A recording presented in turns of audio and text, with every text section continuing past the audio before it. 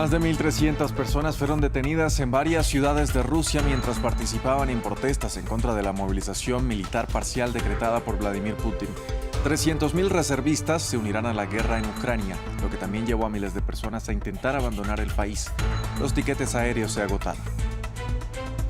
Ante la Asamblea General de la ONU, el presidente ucraniano Volodymyr Zelensky exigió castigos contra Rusia por la invasión de su país. El mandatario también solicitó la creación de un tribunal especial para juzgar a Moscú por sus crímenes. Durante el evento, el presidente estadounidense Joe Biden acusó a Rusia de querer borrar del mapa a una nación soberana.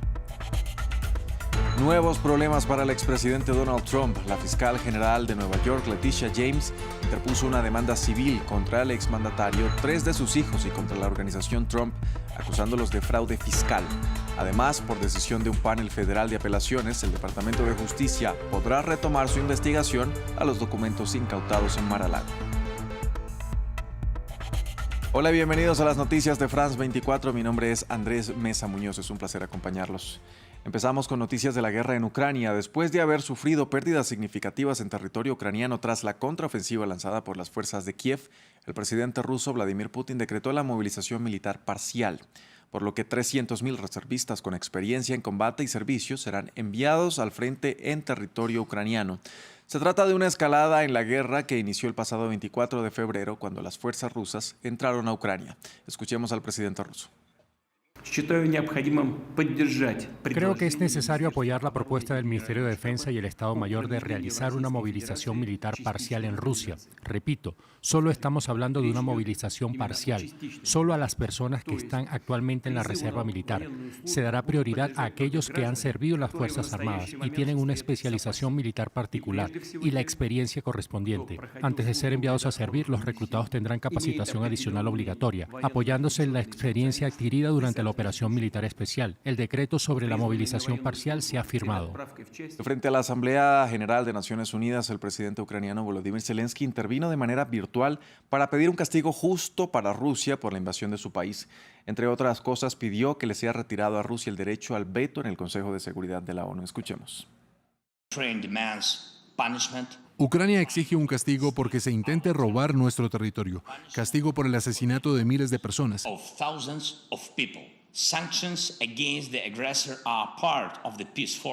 Las acciones contra el agresor forman parte de la fórmula de paz. Bloquear el comercio y las relaciones con el agresor forman parte de la fórmula de paz. Todo ello ya forma parte del castigo. Mientras que el agresor sea parte de la toma de decisiones en las organizaciones internacionales, no podremos avanzar. Habrá que aislarlo mientras que dure la invasión. Hay que rechazar el derecho al voto. Hay que quitarle los derechos a la delegación, retirarles el derecho al veto cuando se trata de un miembro del Consejo de Seguridad de la ONU.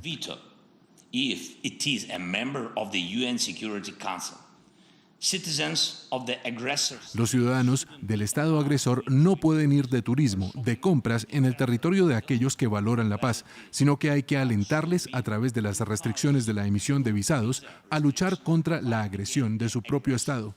Hay que castigar por alimentar el mal. La guerra en Ucrania también fue abordada por el presidente estadounidense Joe Biden durante la segunda jornada de la Asamblea General de las Naciones Unidas en Nueva York. El mandatario no solo desestimó los argumentos de Rusia para atacar a los ucranianos, sino que también se pronunció sobre el anuncio de los referendos en regiones controladas por Moscú en Ucrania. Let us speak plainly. Hablemos claramente. Un miembro permanente del Consejo de Seguridad de las Naciones Unidas invadió a su vecino. Intentó borrar a un Estado soberano del mapa. Rusia ha violado descaradamente los principios fundamentales de la Carta de las Naciones Unidas. Ninguno más importante que la clara prohibición de tomar el territorio de su vecino por la fuerza. El mundo debería ver estos actos escandalosos por lo que son.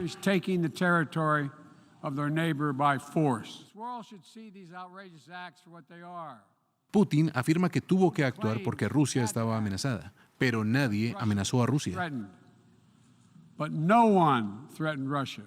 Y en otros temas de la segunda jornada de la Asamblea General de Naciones Unidas, otro de los participantes del evento fue el canciller de Cuba, Bruno Rodríguez. El funcionario arremetió contra Estados Unidos al acusarlo de disuadir a otros gobiernos e instituciones de hacer negocios con el gobierno de la isla. Rodríguez también instó a Washington a resolver problemas que conducen a la migración ilegal.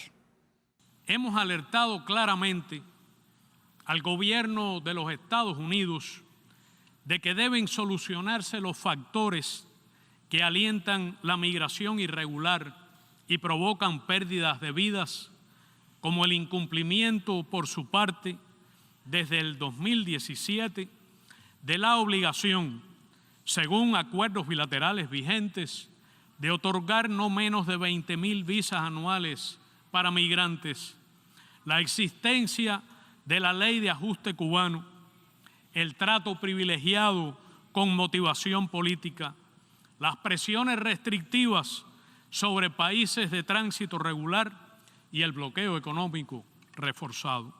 En Estados Unidos, este miércoles, la fiscal general de Nueva York, Leticia James, interpuso una demanda civil contra Donald Trump, 3 de sus hijos y contra la organización Trump.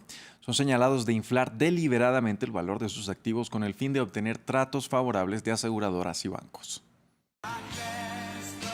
Más problemas legales para Donald Trump y también para su familia, después de que la fiscal general de Nueva York, Leticia James, presentara una demanda civil por sobrevalorar sus activos y patrimonio.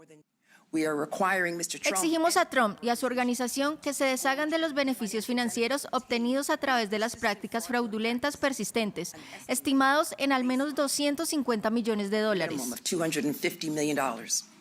Según la Fiscalía, Donald Trump y la empresa Trump Organization infló su riqueza en miles de millones para obtener condiciones más favorables para sus transacciones, como tasas de interés más bajas y seguros más baratos. Una denuncia de más de 200 páginas en la que también figuran 3 hijos de Trump, Donald Trump Jr., Eric Trump e Ivanka Trump, así como los ejecutivos de la empresa. Acusaciones que Trump ha negado de plano, acusando a la fiscal negra de racismo.